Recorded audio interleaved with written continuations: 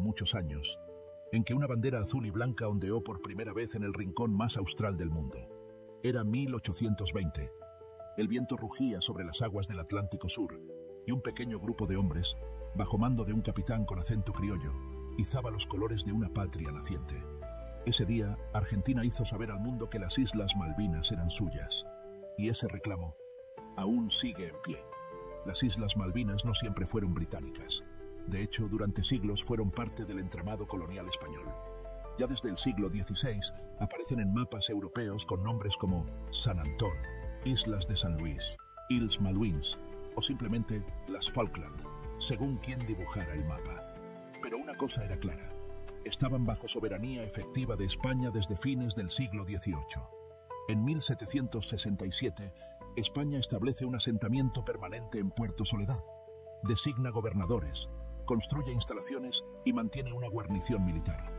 Durante más de 40 años, las Malvinas son administradas directamente por el Virreinato del Río de la Plata. Cuando Argentina se independiza en 1816, hereda, como parte de la doctrina de sucesión de estados, todos los territorios que pertenecían al antiguo virreinato. Eso incluía, por supuesto, a las Islas Malvinas.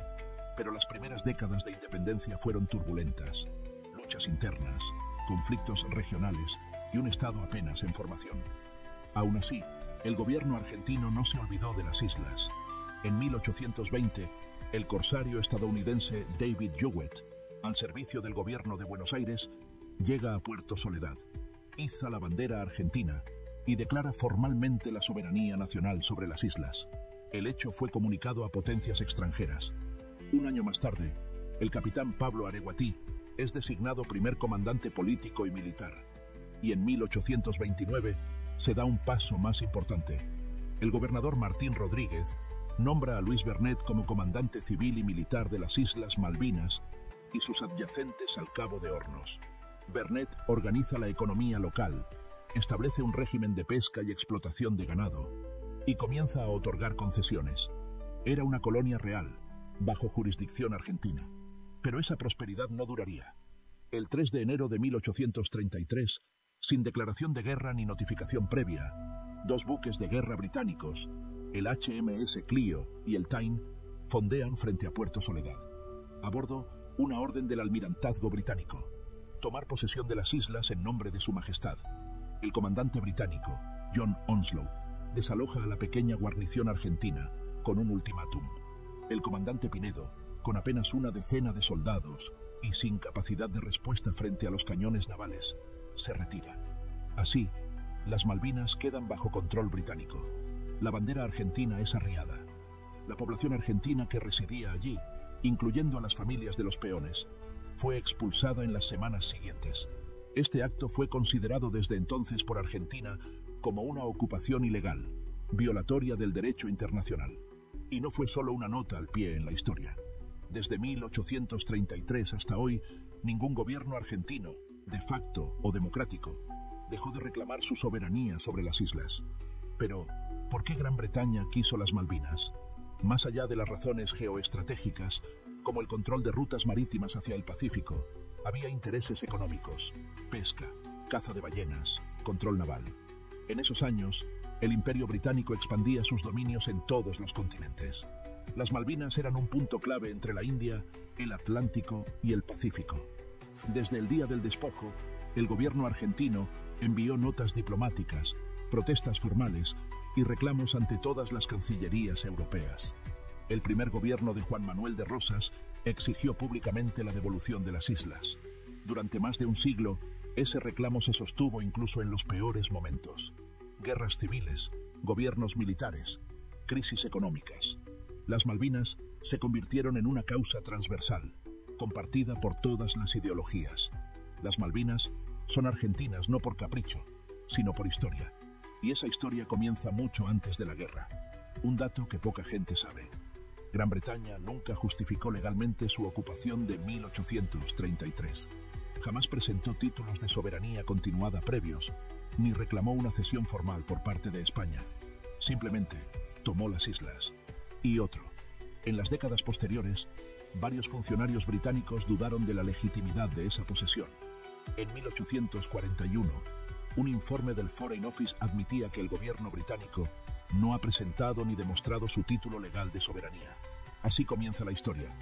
No con una guerra, ni con una votación, ni con un reclamo mediático, sino con una bandera izada por un país joven, una colonia que crecía en el sur y una potencia que decidió ocuparla.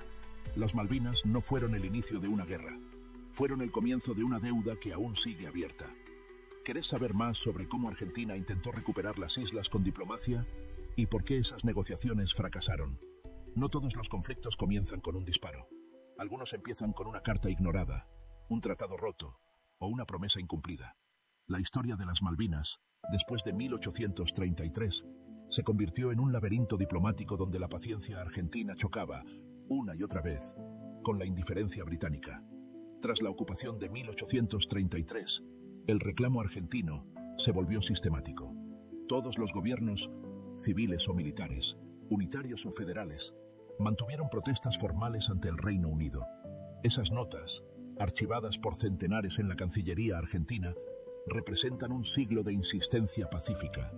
Uno de los primeros en enfrentarse diplomáticamente al conflicto fue Juan Manuel de Rosas, quien desde su exilio en Southampton incluso negoció con representantes británicos sin éxito.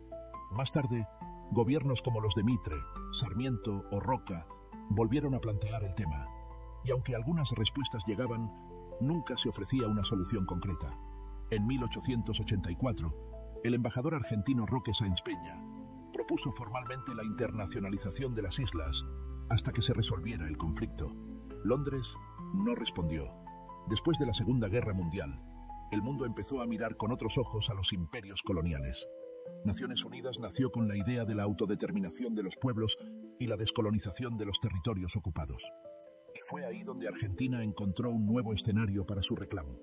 En 1965, la Asamblea General de la ONU aprueba la Resolución 2065, que reconoce la existencia de una disputa de soberanía entre Argentina y el Reino Unido y llama a ambos países a negociar una solución pacífica. Este fue un triunfo diplomático clave para Argentina. Por primera vez, el mundo aceptaba que el tema Malvinas no era un asunto interno británico, sino una disputa internacional abierta. Durante los años siguientes, se sucedieron más de 20 rondas de negociaciones bilaterales. Incluso se discutió, en 1974, una soberanía compartida, bajo una fórmula que aseguraba los derechos de los isleños sin renunciar al reclamo. Pero a pesar de los avances, los británicos comenzaron a enfriar el diálogo en la segunda mitad de los años 70. La situación internacional, los cambios de gobierno en Londres y el conflicto en Irlanda del Norte alejaron la cuestión Malvinas del centro de atención. Una historia casi olvidada. En 1974, el gobierno británico propuso por escrito trasladar la soberanía de las islas a Argentina bajo la fórmula de condominio temporal, respetando el modo de vida de los isleños. El documento fue avalado por funcionarios del Foreign Office, pero cayó el gobierno laborista y todo se archivó. Este hecho fue revelado décadas después por el diplomático argentino Lucio García del Solar, que participó en esas reuniones. Se trató de la última vez que el Reino Unido estuvo verdaderamente cerca de ceder soberanía. Para entender por qué en 1982 estalló el conflicto, hay que mirar qué pasaba en Argentina. Desde 1976, el país vivía bajo una dictadura militar feroz, marcada por la represión, la desaparición de personas y la censura. Para 1981, la situación económica era catastrófica. Inflación, deuda, caída del salario real. La imagen de la junta militar estaba en picada. El nuevo presidente de facto, el general Leopoldo Galtieri, asumió en diciembre de 1981 prometiendo orden y grandeza. Pero necesitaba algo más, un símbolo nacional que uniera al pueblo detrás del régimen. Y ahí reaparece la cuestión Malvinas. Durante los primeros meses de 1982, se intensificaron gestos diplomáticos agresivos, reclamos, discursos en la ONU, despliegues navales. Pero todo parecía aún dentro de los márgenes legales, hasta que ocurrió un hecho clave, el incidente de las Georgias del Sur. En marzo de 1982, un grupo de operarios argentinos desembarca en las Islas Georgias del Sur, a unos 1.400 kilómetros al este de Malvinas, para desmantelar una vieja estación ballenera. Estaban en misión privada, pero viajaban en un buque de la Armada y, crucialmente, izaban una bandera argentina. El Reino Unido lo consideró una provocación. Envió al HMS Endurance, un rompehielos militar, a patrullar la zona. La tensión escaló, y en la Argentina, los altos mandos comenzaron a considerar lo impensado, una recuperación militar de las Malvinas. El régimen vio una oportunidad de oro: recuperar las islas sin guerra abierta, obtener respaldo popular y distraer a la sociedad del colapso económico y la represión. El 2 de abril de 1982, la Junta Militar ordenó el desembarco de tropas argentinas en las Islas Malvinas. Era el inicio de una guerra. Durante casi 150 años, Argentina eligió la palabra antes que el disparo, el derecho antes que la fuerza. Pero un régimen desesperado por legitimidad decidió cambiar la historia de un día para el otro. Lo que vino después marcaría para siempre a una generación. ¿Sabías que hubo un plan británico para devolver las islas en los años 70? Deja tu comentario. En la parte 3, el desembarco argentino, las primeras batallas navales y el conflicto que conmocionó al mundo. El 2 de abril de 1982, las costas frías del Atlántico Sur se estremecieron.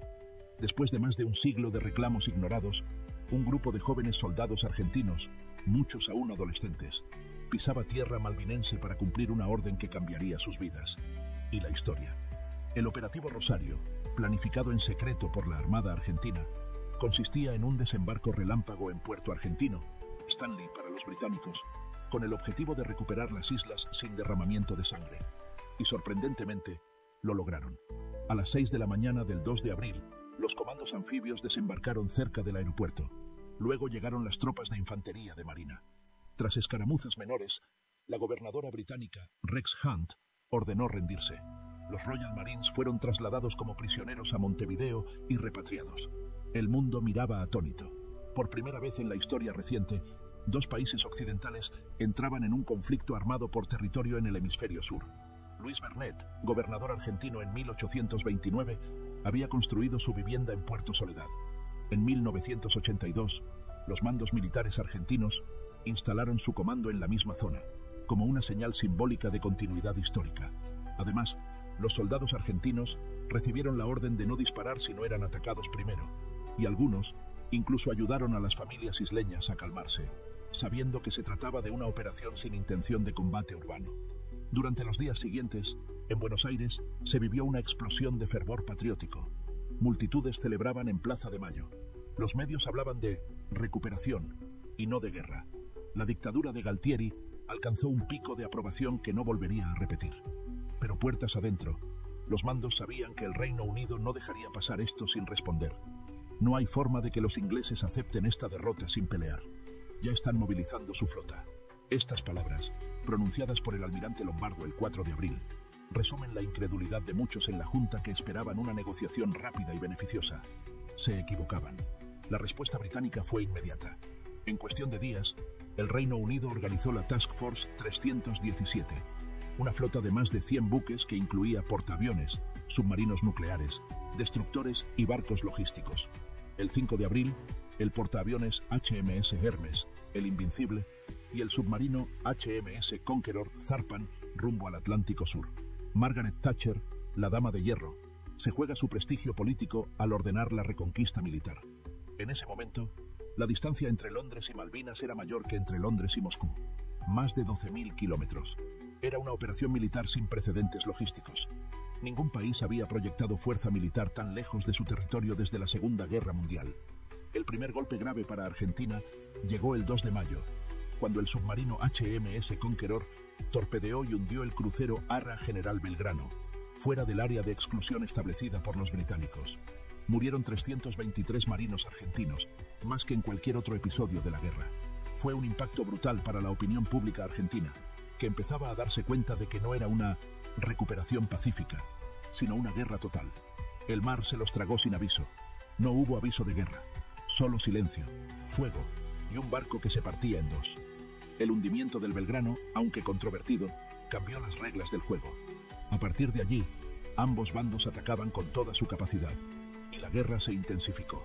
Una orden británica modificó en secreto las reglas de combate solo 24 horas antes del hundimiento del Belgrano, autorizando a atacar cualquier buque argentino que se acercara.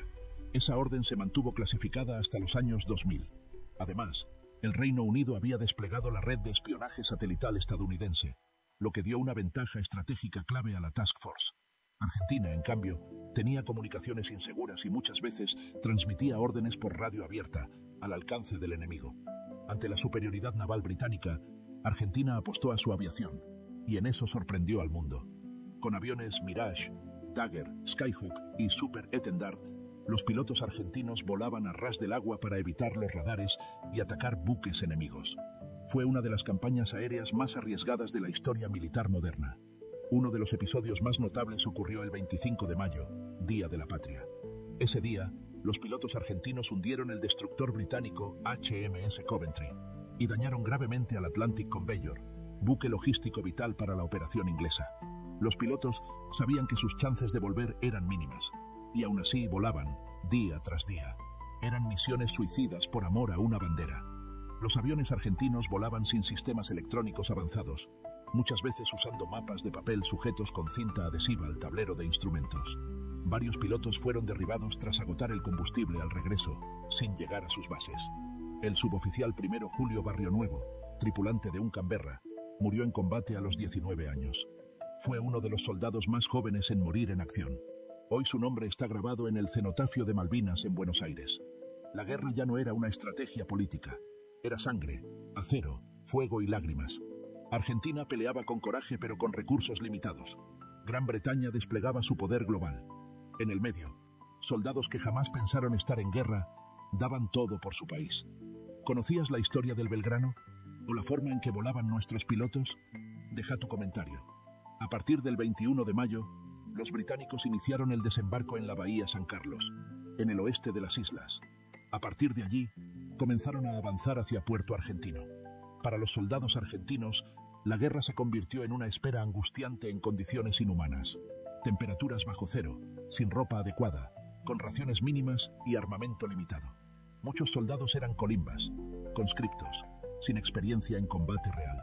Muchos dormían sobre el agua helada, se envolvían con bolsas de plástico. Sus pies se pudrían lentamente en las botas mojadas. Por el lado británico, las tropas eran profesionales, bien alimentadas, con sistemas logísticos aéreos y médicos de avanzada. Pero también sufrieron. El terreno montañoso y la oscuridad permanente dificultaban la navegación y los enfrentamientos. Una de las batallas más recordadas fue la de Goose Green, el 28 de mayo. Allí, unos 1000 soldados argentinos resistieron durante 14 horas el asedio de los paracaidistas británicos. Murieron 55 argentinos y 18 británicos, incluyendo al teniente coronel británico Herbert Jones, condecorado póstumamente. La radio militar argentina transmitía: «Nuestros soldados están luchando como leones». Era verdad. A pesar de todo, resistieron con honor. El comandante argentino teniente coronel Italo Piaggi se rindió cuando ya no quedaban municiones ni posibilidad táctica de sostener la posición. Su decisión dividió opiniones, pero salvó vidas. Durante esa batalla, muchos soldados argentinos ayudaron a evacuar a heridos enemigos bajo fuego cruzado. Los mismos británicos lo reconocieron años después en entrevistas y libros. La fraternidad del campo de batalla superó por momentos la lógica de la guerra. A medida que los británicos avanzaban, comenzaron los combates más sangrientos de la guerra. La batalla de Monte London, entre el 11 y 12 de junio, fue especialmente brutal. Los combates fueron cuerpo a cuerpo, con bayonetas y granadas, durante casi 12 horas ininterrumpidas. El Regimiento de Infantería 7, conformado mayoritariamente por conscriptos de La Plata, resistió hasta el límite de sus fuerzas. Hubo más de 70 muertos en total. Muchos soldados argentinos murieron cubriendo la retirada de sus compañeros. Los montes se teñían de rojo. Las ráfagas de ametralladoras iluminaban la noche como relámpagos sin cielo. Los gritos y los disparos no paraban. Era el infierno, en medio de la nada. El soldado Omar Tavares, herido y atrapado en un cráter, simuló estar muerto durante 2 días para evitar ser rematado. Fue rescatado por una patrulla argentina el tercer día. Hoy vive en Mendoza y cuenta su historia a estudiantes secundarios. Para el 13 de junio, Puerto Argentino estaba cercado. La artillería naval británica bombardeaba sin cesar. Las posiciones defensivas colapsaban. No había agua, ni comida suficiente. El hospital estaba colapsado y ya no había camillas ni morfina. El general Mario Benjamín Menéndez, gobernador militar de las islas, tomó una decisión: rendir la plaza para evitar más muertes innecesarias. A las 21:30 del 14 de junio de 1982, la guarnición argentina de Puerto Argentino se rindió formalmente ante el general británico Jeremy Moore. La guerra había terminado. El silencio fue absoluto. En medio de la noche se firmó un papel que apagó las armas, pero no el dolor. Los británicos permitieron que muchos soldados argentinos conservaran sus rosarios, cartas y objetos personales, y hasta compartieron comida con algunos de ellos tras la rendición. Aunque el conflicto fue duro, se mantuvo un respeto entre combatientes que dejó huella. Tras la rendición, más de 10.000 soldados argentinos fueron repatriados en barcos británicos en los días siguientes. Muchos volvieron en silencio, sin homenajes, sin psicólogos, sin medallas. La guerra había terminado, pero para miles de argentinos, lo peor recién empezaba. Volvían del frente con cicatrices que no se veían, en un país que no sabía, o no quería, cómo recibirlos. Los soldados argentinos regresaron en barcos y aviones, sin aplausos ni bienvenida, a una Argentina convulsionada. La dictadura, debilitada, intentó ocultar el fracaso. Muchos veteranos fueron obligados a firmar documentos que les prohibían hablar sobre lo vivido. Se los bajó de los colectivos militares lejos de sus casas, sin apoyo psicológico, sin explicaciones, solo con su uniforme, su mochila y lo que traían adentro. Nos mandaron al frente siendo chicos. Volvimos hombres pero rotos, y nadie preguntó cómo estábamos. Testimonio real, veterano del Regimiento 6 de Mercedes. Algunos soldados fueron trasladados en vagones de tren de carga, sin calefacción ni asistencia. Al llegar a sus pueblos, los propios vecinos no sabían que habían estado en la guerra. Muchos no hablaron del tema durante décadas por vergüenza o dolor. La rendición del 14 de junio de 1982 marcó el principio del fin para la dictadura militar. Galtieri renunció 3 días después. El 14 de junio marcó el principio del fin del régimen. Galtieri renunció el 17 de junio, y en 1983 se convocaron elecciones democráticas. El precio fue alto. 649 argentinos murieron en la guerra. Más de 1.000 fueron heridos, y decenas de excombatientes se suicidarían en los años siguientes, incapaces de lidiar con el abandono del Estado. Perdimos la guerra, pero ganamos otra cosa: el camino de regreso a la democracia. Y eso también lo hicieron ellos, los soldados de Malvinas. Durante décadas, los excombatientes fueron ignorados por los gobiernos. No tuvieron pensiones hasta los años 90. Algunos vivían en la calle o mendigaban. Recién en los 2000, el Estado empezó a reconocer su sacrificio con leyes, homenajes y centros de atención. Las últimas balas se dispararon en los montes malvinenses, pero el eco del conflicto resonó durante décadas. Los que pelearon con honor, los que cayeron sin ser llorados y los que volvieron rotos pero de pie. Todos ellos escribieron con fuego la historia de Malvinas. Si conoces a un veterano, agradécele hoy. Compartí este video, comenta con un honor y gloria y hagamos que su historia no se olvide nunca. En 1994, la reforma constitucional incluyó el reclamo soberano sobre las islas. Las Malvinas son argentinas por historia, por derecho y por sangre, pero también por olvido, porque tuvimos que pelear para que no nos olviden.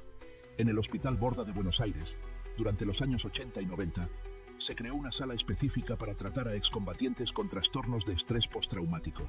Llegaron a tener más de 400 pacientes derivados solo del conflicto. Recién en 2005 se reconoció oficialmente el impacto psicológico de la guerra. Después del conflicto, la Argentina adoptó una estrategia pacífica y diplomática. Desde los años 90, el país sostiene su reclamo en todos los foros internacionales, amparado en el principio de integridad territorial y descolonización. El Reino Unido, por su parte, refuerza su presencia militar en las islas y en 2013 realizó un referéndum local, no reconocido por la ONU, en el que los isleños eligieron seguir siendo británicos. Pero los pueblos no se votan en territorios en disputa, no se plebiscita lo que ya estaba en discusión. En 1982, el entonces presidente de Perú, Fernando Belaúnde Terry, ofreció un plan de paz que incluía la administración conjunta de las islas, algo que incluso Galtieri consideró brevemente. Pero el Reino Unido rechazó el acuerdo, y la guerra continuó. Hoy, las Malvinas tienen cerca de 3.500 habitantes, la mayoría descendientes de colonos británicos. Su economía se basa en la pesca, el turismo y, desde hace años, en la exploración petrolera. El Reino Unido invierte en infraestructura militar, temiendo otra acción argentina, algo descartado hace décadas por todos los gobiernos democráticos. Mientras tanto, las tumbas en Darwin siguen hablando por nosotros. Más de 100 soldados fueron identificados gracias a una misión humanitaria de Argentina y la Cruz Roja entre 2017 y 2021. Entre los identificados en el cementerio de Darwin estaba el soldado Ramón Acosta, cuyo hermano mayor, también soldado, murió sin saber dónde lo habían enterrado. Su familia recibió los restos 35 años después. Hoy, su placa lleva su nombre completo y una flor fresca cada abril. Cada año, el 2 de abril, miles de argentinos marchan para rendir homenaje. Pero Malvinas no es solo un recuerdo del pasado, es una causa viva, una causa de memoria, de identidad, de respeto, de no usar la guerra como bandera, pero tampoco como olvido.